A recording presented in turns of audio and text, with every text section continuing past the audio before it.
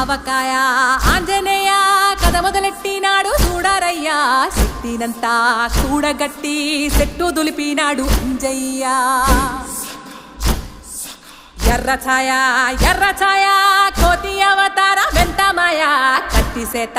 పట్టకుండా కాయ కోసినాడు కపిలయ్య